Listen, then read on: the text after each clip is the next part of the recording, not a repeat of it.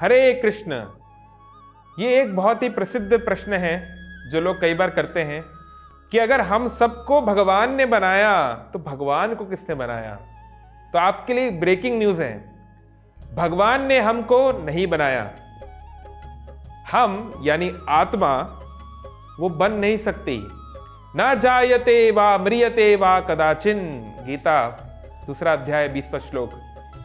आत्मा का जन्म नहीं हो सकता और ना ही उसकी मृत्यु हो सकती है। तो ऐसा कभी नहीं था कि हम नहीं थे और भगवान ने हमको बना दिया।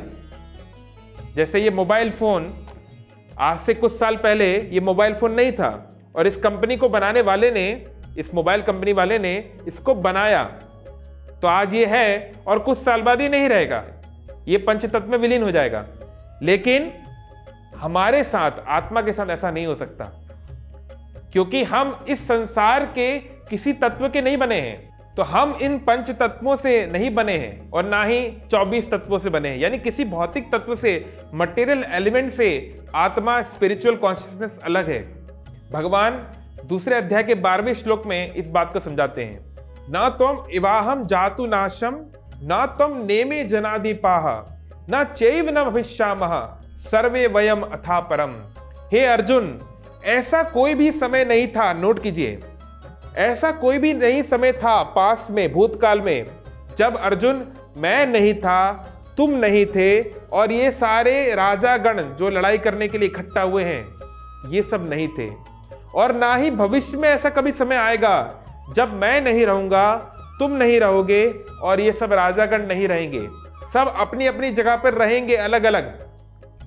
तो इवन मुक्ति के बाद भी व्यक्ति की इंडिविजुअल आइडेंटिटी रहती है, उसकी भगवान की से एक पहचान भगवान के भक्त के रूप में उसकी रहती है। तो आइए, हम जो कह रहे थे कि आत्मा हमेशा से है, क्योंकि ये जो काल है, इस भौतिक प्रकृति को, इस भौतिक संसार को, इस यूनिवर्स को जो चलाता है वो काल है। कालो अस्मि लोक क्षयकृत, भगवान गीता में बोलते हैं, I am the great time वो डिस्ट्रॉयज दिस वर्ल्ड। लेकिन इस काल के परे भी एक ऐसा जगत है जहां पर काल का कोई असर नहीं, which is beyond time, matter and space. एक ऐसी डायमेंशन भी है जिसको हम स्पिरिचुअल वर्ल्ड बोलते हैं, जिसको हम आध्यात्मिक जगत कहते हैं, क्योंकि आत्मा उसी डायमेंशन की, उसी स्पिरिचुअल कॉन्शियसनेस का हिस्सा है।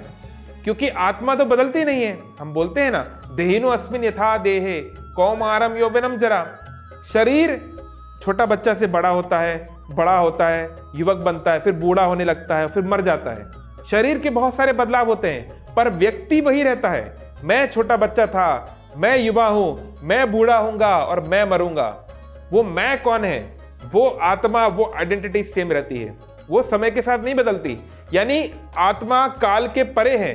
तो इसी तरीके से आध्यात्मिक जगत पे हमें ये समझना पड़ेगा कि वहां काल का प्रभाव नहीं होता। इसलिए आपका जो प्रश्न है कि क्या भगवान ने हमको बनाया है, और अगर भगवान ने हमको बनाया तो भगवान को किसने बनाया, ये प्रश्न ही सैद्धांतिक रूप से उचित नहीं बैठता, क्योंकि भगवान ने हमें कभी बनाया ही नहीं।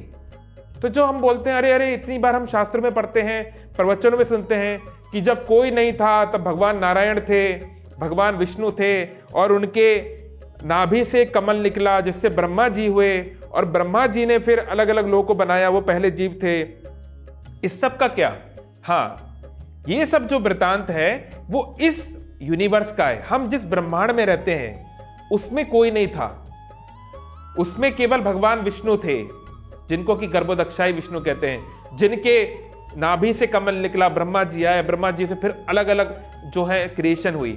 लेकिन ये जो क्रिएशन में जो आत्माएं हैं, जो स्पिरिचुअल एनर्जी है, वो यहां पर पहले से नहीं थी।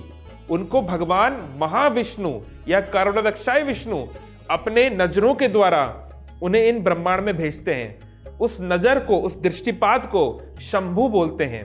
इसलिए महाविष्णु और शंभु, भगवान शिव का जो मूल रूप है सदाशिव, उसमें कोई अंतर नहीं है, वो एक दृष्टि से एक ही है।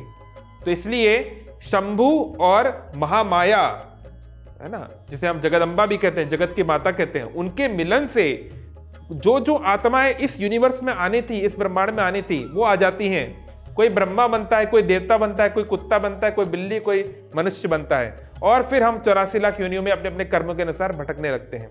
और फिर हम वापिस, जब ये ब्रह्मांड समाप्त हो जाएगा, आज से 155 ट्रिलियन ईयर्स के बाद, वैदिक स्क्रिप्चर्स में डिस्क्रिप्शन है, जब ये यूनिवर्स समाप्त हो जाएगा, ब्रह्मा जी की भी मृत्यु हो जाएगी, हम सभी उसी करुणाक्षय विष्णु में चले जाएंगे। केवल उन लोग को छोड़ के जो आध्यात्मिक चेतना में पहुंच चुके हैं, जो लोग स्पिरिचुअली एनलाइटेंड हो चुके हैं, वो स्पिरिचुअल वर्ल्ड को लौट जाएंगे। बाकी लोग इसी भौतिक संसार में भटकते रहेंगे। और ऐसा एक यूनिवर्स नहीं, ऐसे असंख्य यूनिवर्स हैं।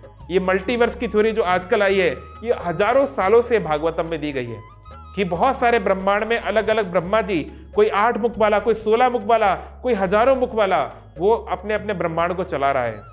तो इसलिए भगवान जो है, परमात्मा की बात छोड़ दीजिए, आत्मा को भी किसी ने बनाया, तो परमात्मा को कोई कैसे बना सकता है। हरे कृष्ण।